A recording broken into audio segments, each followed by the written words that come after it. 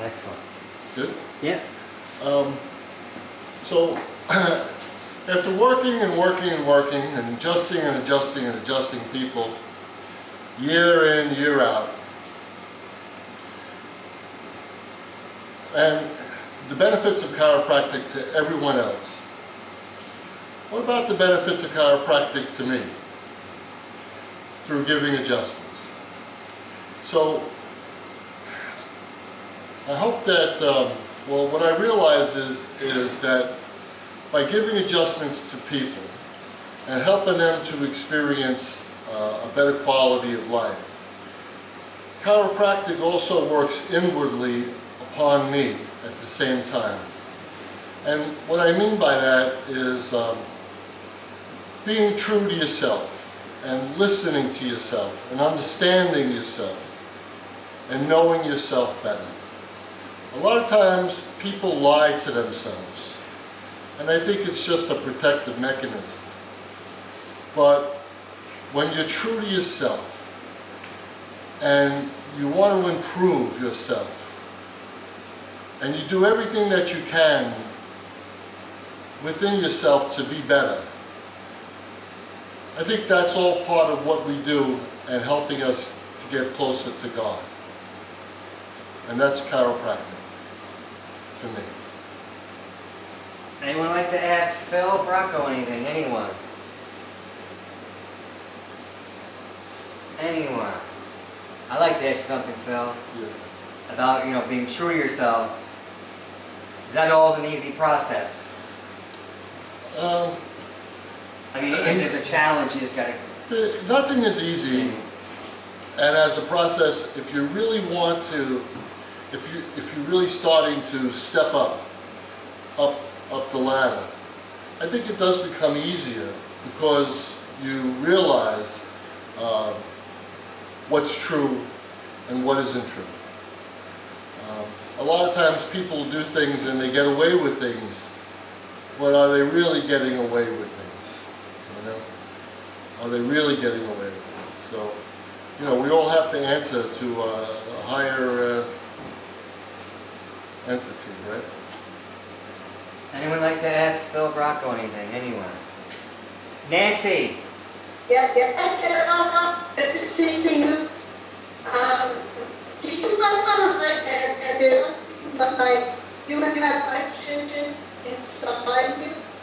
And you don't know the answer, but you have you work on.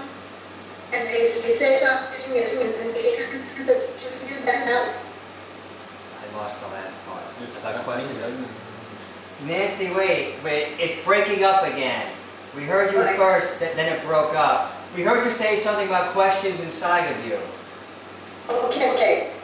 Slow down, speak slower. When you have a question inside of it.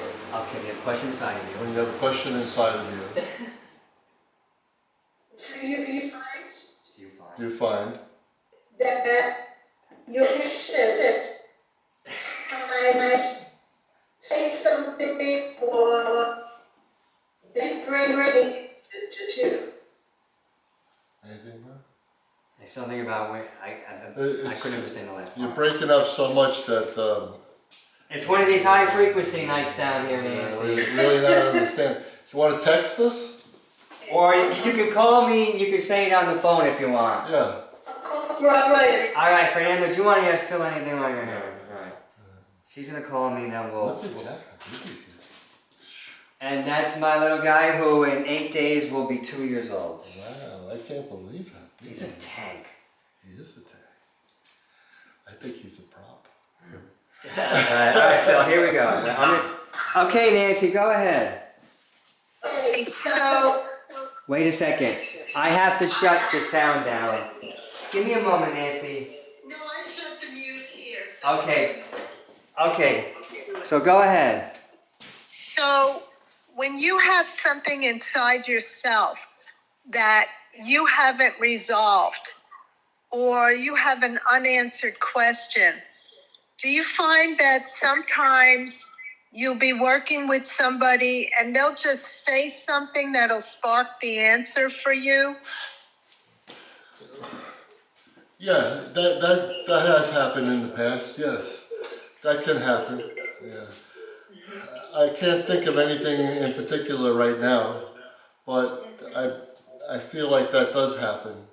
And sometimes just little words from people can open up doors, for you. Here, Phil, there. All right, then. I wish I had a better example for you, but right now off the top of my All right, head, I'm not Nancy. getting any. So, Nancy, I'm going to hang up and you can listen via the computer, okay? Anyone else want to ask Phil anything? I guess if you guys in Zoom world, you have my number, you can call me or ask that way. Thanks, brother. Or they can speak that way too. What's up for Phil? All right, I'll say something. Let me make sure I get myself in order here. Okay. You know, I was thinking about another thing from a self-centered meeting from some time back when Pasquale was around. He's saying that for something to be real, it must be physical. And he spoke about thoughts. And he said thoughts are... So Phil Chimay said to him, Pasquale, are thoughts physical? Pasquale said, yes. He spoke about thoughts are things and things are physical. And for me to add on to that, then that means, so your thoughts are physical. So what I'm getting at is, I was thinking about, well, where do these thoughts come from? Like, what is a thought? And I really believe there's only one, and if you go to the Bible in Isaiah 55, it says, God says, my thoughts are higher than your thoughts. And I look at it this way, I think there's really only one thought, and that's God's thought.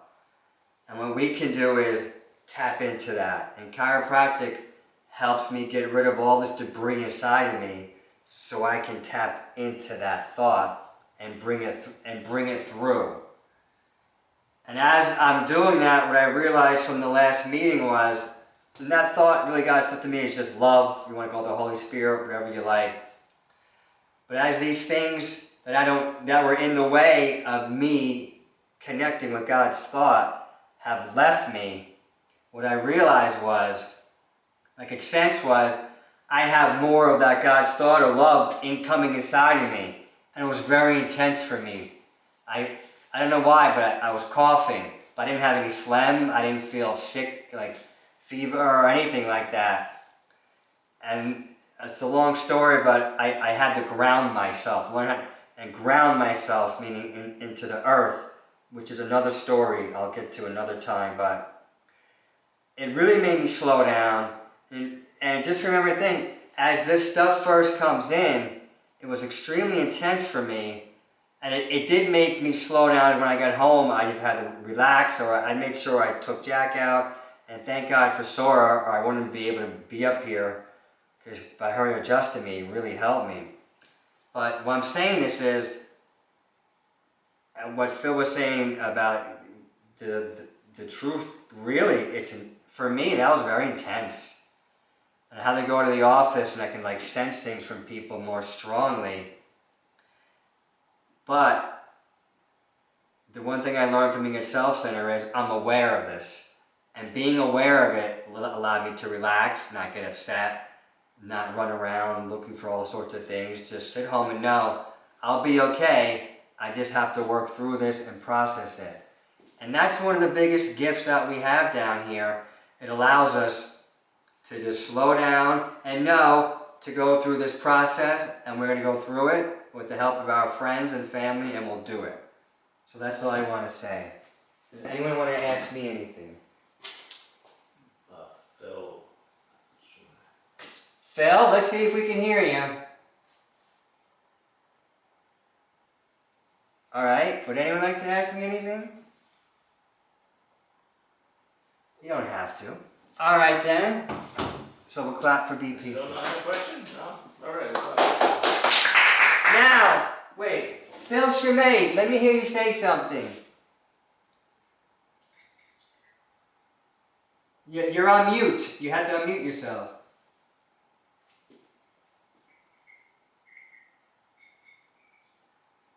We're having technical difficulties anyway. You gotta raise the volume on you. We shut down. Everything's been choppy. No. it hasn't been working anyway. So we're gonna, looks like Jack's getting ready to go to sleep. And Sevilla is eating some. Does Nancy want to say anything? Yeah, if anyone from Zoom wants to speak, all you have my number. You can call me, and we'll just use your we'll hear you through the phone. Because people speak. I can hear you, but the problem is, Phil, it's choppy. So we can't understand what the people. So if you want to say something, you call me. I'll put it on speakerphone so we all can hear it. They'll hear you through the computer, and we'll hear you through this. Okay. All right. Now we have that covered. Does anyone from Zoom want to speak? We have Victoria. If not, we're going to bring up Fernando Mendez. It'll be one of our fastest meetings. Bill doesn't want to talk? Nancy Brown. So just call me, Nancy, and then we'll do it that way. Technology is a wild thing, but this is going to come out nice. All right, here's Nancy. All right, Miss Nancy Brown.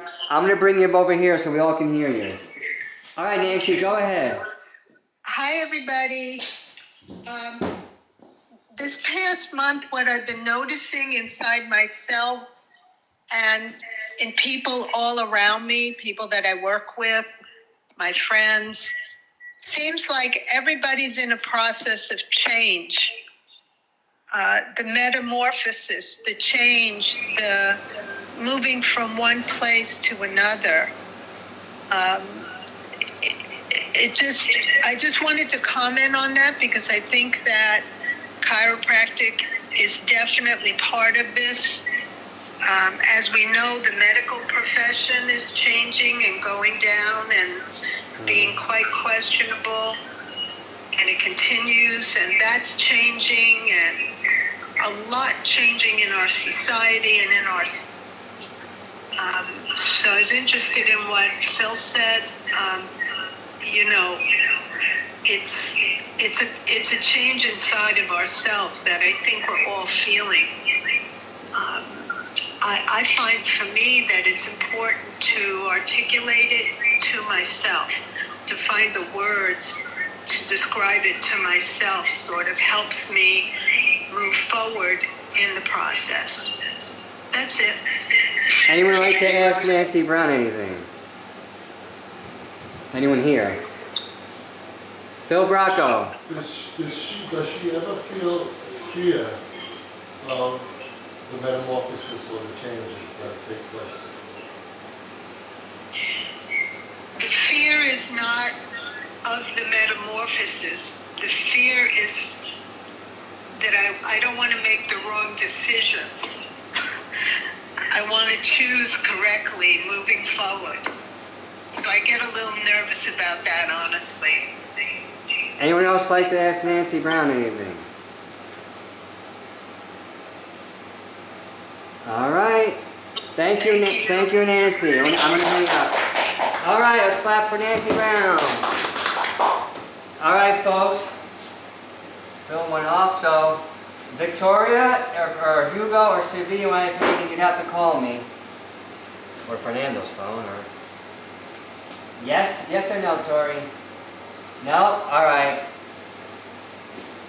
Don Fernando, are you ready? They just get cheating on. All right. The featured speaker is Fernando Mendez. Hey, you like that? We have handouts. We got handouts. I was gonna email to my wife, but I just didn't get a chance. I almost got here late because I've been working on this. But yeah, Nancy said, do we articulate? It's important to articulate about the change, and that's what I'm going to attempt to do tonight about articulating this. Because, first of all, you know, it's a honor and a privilege to be up here. And the privilege is, you know, it's an honor because I've been coming down here so long, and you know, Pasquale was such a leader to us, and now to be up here, it always reminds me, you know, what a big step. And it's a privilege because a lot of stuff that we're going to go over a lot of people don't know this stuff.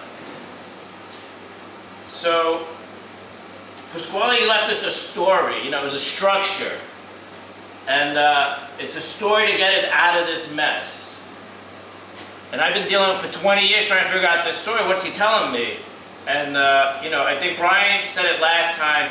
It's like a time to review this stuff and try to move forward. So, in trying to figure out how to recount the story of Pasquale, I came across some information in the Anthroposophy or the Rudolf Steiner, the Waldorf books that I had for my kids for homeschooling, particularly like a history book. And the book said, like the first line, it says what I wrote here, history is the story of man's development. So it's showing like a progression history. And this progression's in our consciousness. We're becoming more awake. At one point we were very primitive. And I'm talking about history from the fall to present age. There's other stuff involved I can't get into, it's beyond me, it's a different reality. But we'll go from the fall to present age. And what we can see is man had a primitive mind, and then he developed stuff. He developed language, he developed math. Eventually we got around to the printing press. We sent out explorers. We're expanding our horizons. And we've also had revolutions and fights to become more free. That's a big characteristic. In particular, when I was looking at my children's education, Waldorf, like they say, that these stages, we all recreate them in ourselves in our own lives. So when they're teaching the kids, in the early years, they just start with fairy tales. I know in grade 3, they do the Old Testament. Something's appropriate about the Old Testament to age 3. And then 6th grade, the Romans. And I can't give you all the reasons exactly why they do that, but I know now in 7th and 8th grade, my daughter's turning into teenagers, they would want her reading about the explorers, because a teenager's going out into the world and learning new things, and about revolution, about becoming an independent person. And again, this has shown a change in our consciousness, which the guy in this history book talked about equating the consciousness to our mind and to our soul, which was a different look at things. So when I saw that progression, this stuff, consciousness, mind, soul, they're not material things, right? They're kind of spiritual things I was looking at. And what Pasquale had to say about chiropractic was chiropractic has something to say about the physical substance of all this changes in this evolution in man.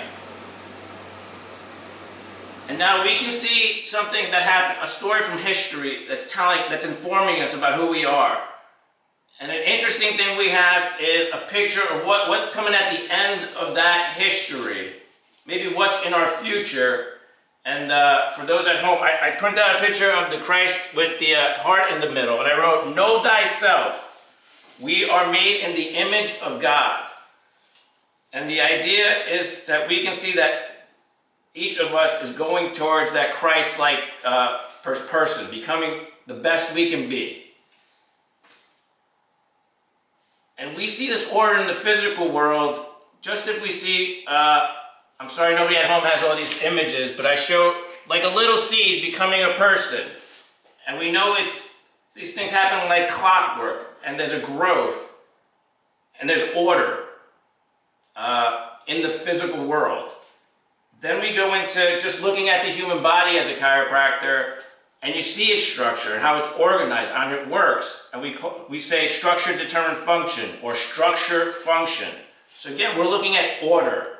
Just like this guy was talking about history showing us something, when we look at that body, we see something. And what we see is a very distinct a structure. We are obviously upright, which makes us distinct. And this frees our hands to do things. And we have our head hopefully worn up here like a crown. And it's a heavy crown we wear, right? This is 11, I wrote down here, it's 11 pounds, this skull. 3 pounds just the brain. So, and it sits on that vertebral column that has to be strong, yet that vertebral column gives us the movement. It has to be soft, and this is what us chiropractors take care of. We work at those joints, where that hard stuff comes together with that soft stuff. And this is for me a good place to like start with trying to show my people what chiropractic is all about, because people have different ideas. And obviously, I think most chiropractors say you go out of alignment, that structure, you're going to feel the pain, because everybody comes to us with pain. So you feel pain, you get back in alignment, you feel better, right? A basic story. And important to note in that basic story is the chiropractor is unique in that we have the ability to kind of feel that body, to feel what's going on with it. There's a real physical aspect to the stress people are feeling. And we can feel that stuff. And we can help them with that. What we're doing is putting, I say, a matching force to what we're feeling. And that's our job, to help them with that tension in that body, to give it a basic story for the people. To get a little bit further along, we can understand chiropractic a little bit bigger picture. In my office, I talk to people about how chiropractic can help your health. You know, it's not just about pain. And what I show them is the idea of a person's life. From growth to death, these are natural processes, and there's a lot of metamorphosis and change in this time. And it's going to be uncomfortable. We all say, oh, you got growing pains. Well, they're just natural changes, and they're going to be uncomfortable, and that's what we help these people with. Because how do you fit chiropractic into this natural health idea? I've talked about it before. When we just look at the body, we take things in, we digest them, we use them up, and then we must eliminate them. And chiropractic can help with that elimination process. Putting that motion into the body or putting that tone in shakes the person up, and they have to get rid of that debris. So it helps people to naturally clean themselves out. But as I recently heard somebody, a religious person say, good luck with that natural, good luck getting into heaven with your vitamins. Meaning, attending to the natural world is not enough. And this is really the big message of Pasquale. And I wrote here, the vertebral column is your tree of life. And on the earlier pages where I had the picture of the Christ, I have a quote from Genesis 3:22-24, and it said, behold, Adam is become as one of us, knowing good and evil. Now therefore, lest perhaps he put forth his hand, and take also of the tree of life, and eat, and live forever. And he cast out Adam, and placed before the paradise of pleasure cherubims and a flaming sword, turning every way to keep the way of the tree of life. So Pasquale was saying up here was that as chiropractors, we've gone out and we've touched that tree of life. That vertebral column is the tree of life. And that's what we're working with. And it's not just about getting that pain a little bit better. It's really about helping us evolve in a bigger historical fashion. And I'm going to explain some of those ideas because it's a lot to grasp. But let's just say this wasn't just Pasquale, this wasn't Pasquale's idea. Pasquale, you know, the man who started chiropractic, D.D. Palmer, said the purpose of chiropractic is to unite physical man and spiritual man. And Pasquale was saying that we are going through a metamorphosis, not just in one lifetime, but throughout time, and we are changing. I wrote down here, and one of his talks, that we took on a lot of parts to get us through this system after our fall, and now is the time where we're getting rid of this. We're going through this large metamorphosis. So we're not a finished product, and in fact, these metamorphosis is the major process going on in people's body and affecting how they feel. Even if they're not aware of it, these processes are going on. And you know, it's not just what Pasquale said, but he had he looked at many different things down here I put down about the chakra system, which is an Indian school of thought of how the body's working. And there's the 7 chakras, these circles that are spinning energy centers, and they show different like parts of our development.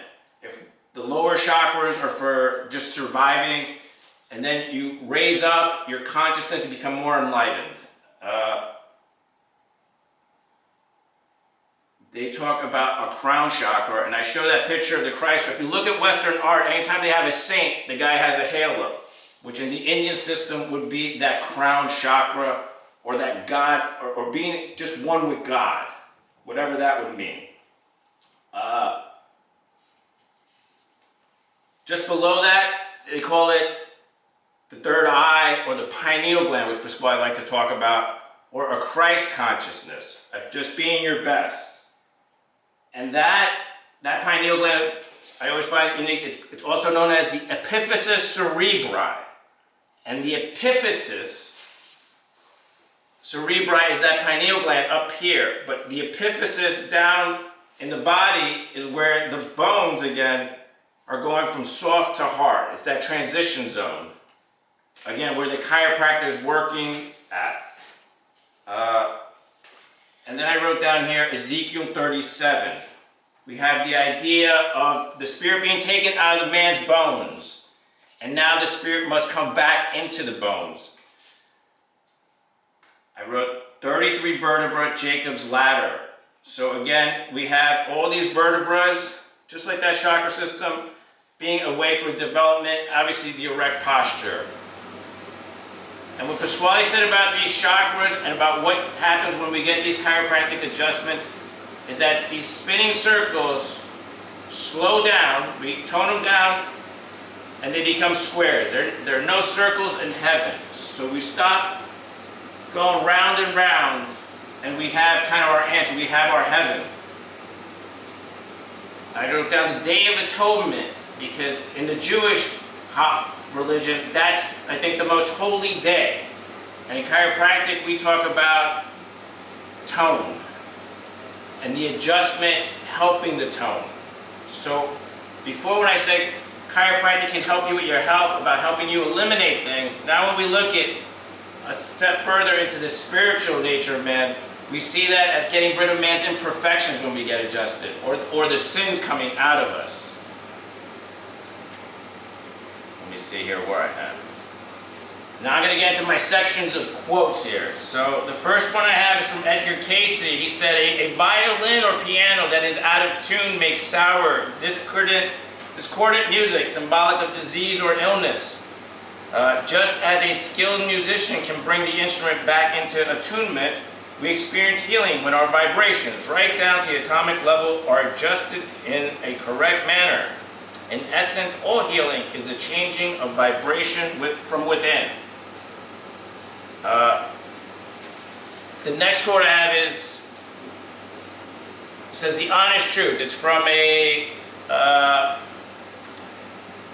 pharmacist. He's not a pharmacist. He makes like tinctures and stuff. And in anthroposophy, I can't remember, what do you call those tinctures? You go homeopathy. And he writes, illness is not something that happens to us by accident. It is connected with who we are and who we are becoming. In a deeper sense, health and illness involve karma and reincarnation. Since our life challenges, opportunities are in a large part a result of our thoughts and actions in previous lives on earth, the overcoming of illness involves inner development, a willingness to take spiritual questions seriously. What is the purpose of life? What happens before we are born and after we die? These questions are often not formulated so clearly or consciously. Perhaps initially being a feeling of dissatisfaction or struggle. Perhaps taking on more the character of how can I change to become truly who I am. Our current civilization is disintegrating because of a widespread inability or unwillingness to consider a spiritual world of ideas, impulses, or realities that permeate and interact with the earthly world. The way forward requires us to generate interest in a fuller reality. The striving of anthroposophic medicine is to look at health and illness and nature and the human being in a spiritual light, and to support inner development towards freedom. I'm just going to leave these quotes. I wish you guys had them in front of them so you can look at them, but I'll let them speak for themselves. I'll summarize them at the end, but the next one I have is from Pasquale, that we've all heard, but he says, spiritually all suffering and sickness is non-existent. It's only because of this current state of negativity and lack of faith in our power and existence that we have all this sickness, disease, and suffering. For the spiritually inclined, you lose nothing and gain everything. When there's a spiritual shift in the consciousness of our world, you will see people have a shift towards chiropractic and what we're truly all about.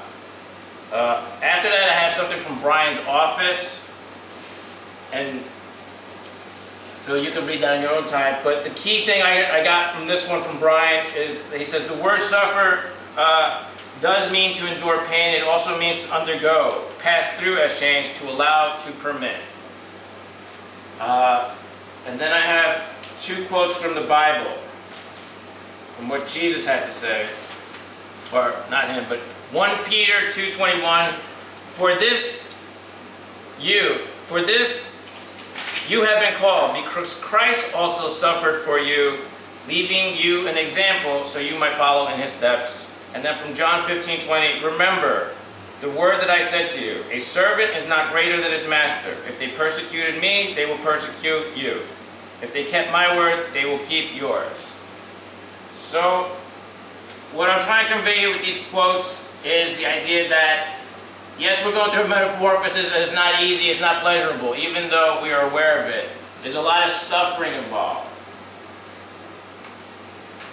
But being able to see this process, see our development through history, see that our body has an organization and it also is going through changes, knowing this information makes it easier. And the example I give here is something I got from a midwife, where she said that we all have gas trapped in our belly and it's really painful. But when you know it's just gas, you know it's going to pass and you're going to feel better. When you don't know what it is, you get really, really scared. What could this be? And she's saying the natural birth process is labor. It's tough work, but you get that little bundle of joy afterwards. So we have to go through the suffering to get our reward.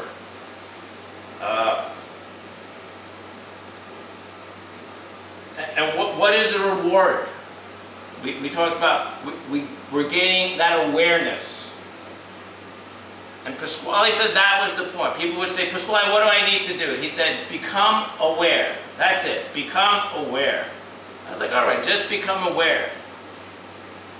By becoming aware, you inherently act. I wrote down here, you sidestep. So when a vaccine is coming at you, if you're aware of what that vaccine could do to you, you're just going to move out of the way. And this idea of sidestep, I like being a rugby player, but also it was the exact word that Waylene James used in one of her books, Vaccine Religion, which came out years ago, describing this whole mess we have right now. And she said, you know, if you're aware, at least you could, as powerful as those forces may be, you can always move to the side and find a way around with that awareness. And you can be proactive and do things to help yourself. Now your other choice is to ignore this. Ignorance is bliss, they say, right? But you find out that when you ignore these things, when you're just silent about what's going on, you're also kind of just consenting to go along with what's going on. And you're always in a reactive state. You can't kind of get in front of these things. You're going to get hit by your ignorance at some point. And now I'm going to give you one last quote to try to put this all together. And it's Matthew 19:24. It says, and again I say to you, it is easier for a camel to pass through the eye of a needle than for a rich man to enter into the kingdom of heaven. So I was always a little irritated by that, because I want to live a good life. I don't want to just be suffering all day. You know, that's a hard one. But how do we get those conditions of heaven here on earth? We don't want to just all be suffering and struggling just to gain some awareness. And I think what this is telling us, though, really is you just can't focus on the material stuff, obviously. You have to incorporate the spiritual. And how do we do this? We have to voluntarily suffer, you could say. We all have like a job to do. And you know, that's kind of part of you got to figure out what your job is. Our job is a chiropractor. And you have to do your job. And there's inherently suffering to that, but you have to get the job done. And now, I've been talking about these ideas of Pasquale's, and it's good to talk about them in this setting, because in our office, you know, we don't, I try not to talk, because you start getting into some of this stuff, you're just going to confuse the man. I try to keep things as simple as possible and not to get off on tangents or confuse people, and deal with them where they're at. And most people aren't ready to hear most of this stuff. But the key is to know these things, but then to not just keep it in our heads, but really act upon it from the heart. And for me, obviously, as a chiropractor, that means working productively with these hands. And instead of, you could also use these hands to fight, we're using them to help other people. And a lot of the knowledge that we share down here is what they call esoteric. And that's like a spooky word, like these mysterious things. You know, they could be dangerous because they're just not common knowledge. But really, esoteric just means it's like a specialized knowledge. And it really is a specialized knowledge. All the information we go through, just the fact that we're chiropractors and we know all this anatomy, and we've been coming down here so many years and studying the spiritual language. And now we are putting it together, and obviously there's no better time, because people, right now, we do need a story to get us out of this mess. And when you look around, nobody's got a better story. But yeah, you could be afraid with the new information, but once you gain awareness, you get over that fear.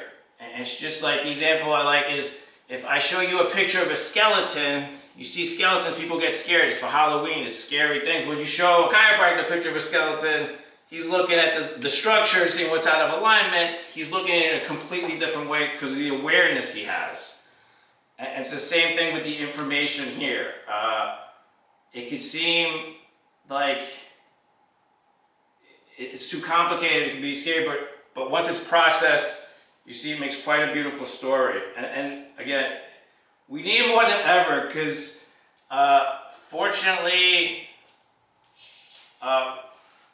coming down here, I've been able to not be in the system too much, but I talk to other people and I see other chiropractors to understand their world and what they're up to.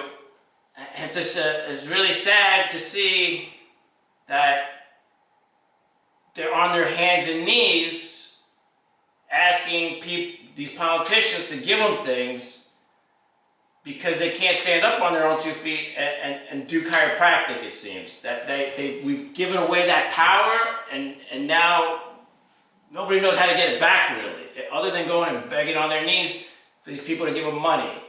And it's just being more involved in this corrupt system. But again, Pasquale gave us a story to get us out of this mess.